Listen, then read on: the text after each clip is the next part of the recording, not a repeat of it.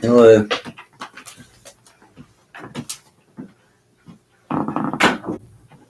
Bear with me just a second. Alright. We are back on YouTube. You're not welcome on somewhere else. So we are in Matthew 14. I'm just going to go right on with it on YouTube like I would have in the other format. Doesn't matter. I'm moving forward in God's Word, and what I'm doing is allowing whoever wants to read Bible with me. You're welcome to come in. I'm supposing this is public, and I'll do the best that I can at concordance and making things make sense. Matthew was a tax collector. He was a publican. He was a Jew, and he was treated real well by the Romans. He left all that and went with Christ on his discipleship, later to be an apostle. And so it is to this day. They found it. We're in the 14th chapter of the book of Matthew, and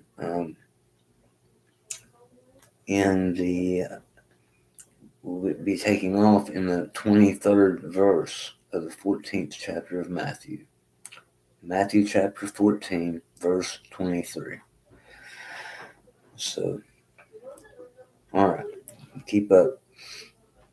In verse 23, and when he had sent the multitudes away, he went up into a mountain apart to pray. And when the evening was come, he was there alone. All right, so I'm going to do a small recap. King Herod had the same one who was looking for him at his birth in Bethlehem, killed all the boys, beheaded his cousin John Baptist, and I covered the story of that on my Facebook page. I believe it's public. You can probably go there. I'm banned right now myself. You can probably go back and get that story and catch up if you want to. And moving right along as we go. So, murder. Basically, he was murdered. And he was trying to get away. Well, he went to the other side, and the multitudes were already there waiting for him. And he wasn't able to grieve. He had compassion on the world, all that came to him to be healed. So he has compassion on the crowd in the evening as well, and he feeds about 15,000 people. Immediately, he has his disciples get onto a boat, a ship that is prepared, and they take off across, I believe, the Sea of Galilee. And that's what we're taking off here. Jesus had sent the multitudes away. However that happened, I don't know. And he went up into the mountain apart to pray. So he got away from the multitudes and his own disciples. He wanted some time alone with his Father. And everyone needs some time alone with their Father every now and then. Nothing wrong with that. He wants that from us. And when the evening was come, he was there alone. Verse 24.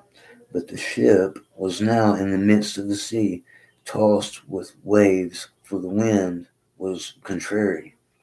It was blowing against the ship. So as Christ is back, Emmanuel is back praying to his Father, there's a wind pushing against their boat, so they can't get too far away from him. And he's giving time for the multitudes he's losing the crowd. He's going to have to lose this multitude so he can continue on this mission that he is on to eventually say the words, "It is finished, it is accomplished." All right? So his disciples are on the ship and the wind is blowing against them. Verse 25, and in the fourth watch of the night, Jesus went unto them, walking on the sea.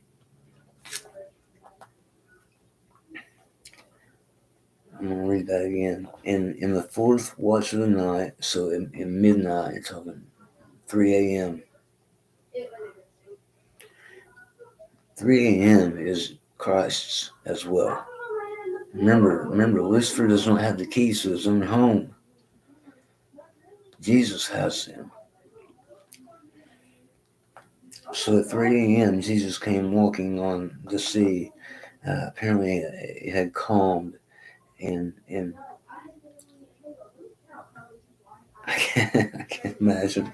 Verse 26, and when the disciples saw him walking on the sea, they were troubled, but they was, saying, it is a spirit, and they cried out for fear it's a ghost. I mean, I we would have all done the same thing. It would have been terrifying. Verse 27, but straightway Jesus spake unto them, saying, be of good cheer, it is I, be not afraid. And Jesus says this so many times, be not afraid, don't be afraid. You don't have to be afraid. Nothing for you to fear. Verse 28, and Peter answered him and said, Lord, if it be thou, if it's you, let me come to you on the water. Let me walk on the water and see you and do this thing too.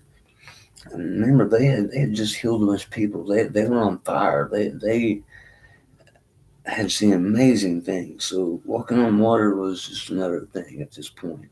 They were in the company of God.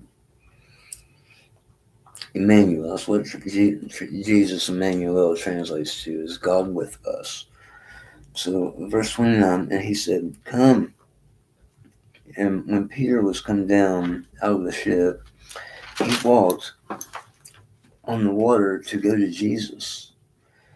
Verse 30, but when he saw the wind boisterous, he was afraid, and beginning to sink, he cried, saying, Lord, save me. Verse 31, and immediately Jesus stretched forth his hand and caught him and said unto him, O thou of little faith, wherefore didst thou doubt? Why did you doubt? I mean, let me, man, I've walked all the way out here. I came all the way out here to you. After everything you've seen, all these things, you still doubt. And the flesh is difficult. The flesh is difficult to have agape faith. I'm talking about agape love. I'm talking about agape faith. And I'm not sure we will ever accomplish that in its entirety as long as we are in this flesh condition, in this imperfect age of metal and fire and men wanting power.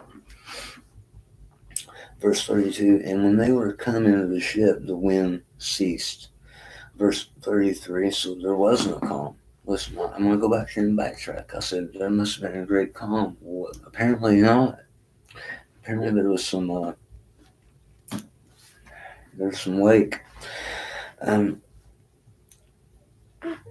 So verse 32 is where we are at.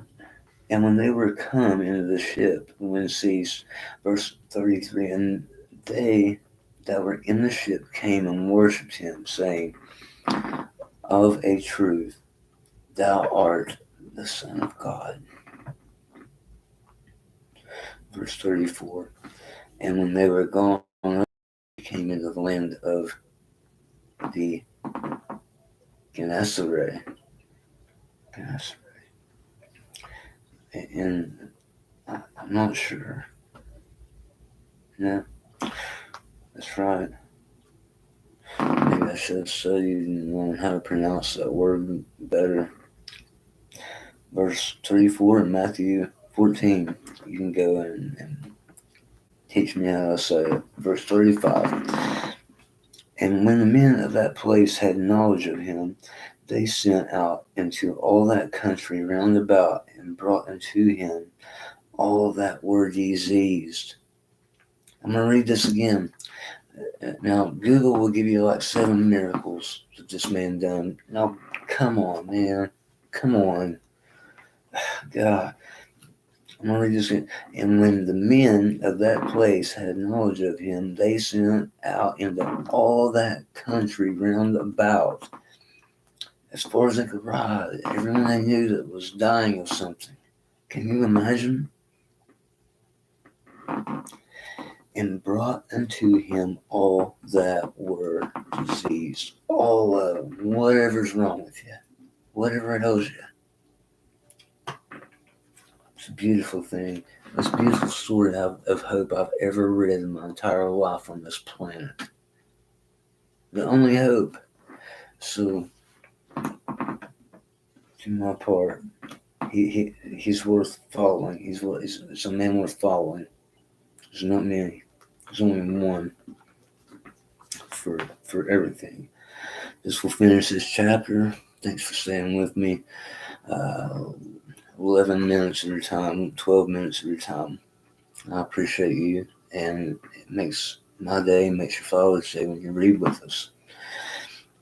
So they brought him all over disease and besought him that they might only touch the hem of his garment, and as many as touched were made perfectly whole. As many as the hem of God's garment, they were healed from whatever. Drug addiction, mental illness, demon possession, alcoholism, leprosy. They murdered him. He said, if they hated me, they're going to hate you too. So, may God be with you guys. May us be blessed. May it go out to as many as will receive it. And may they have hope according to their faith. In Christ's name.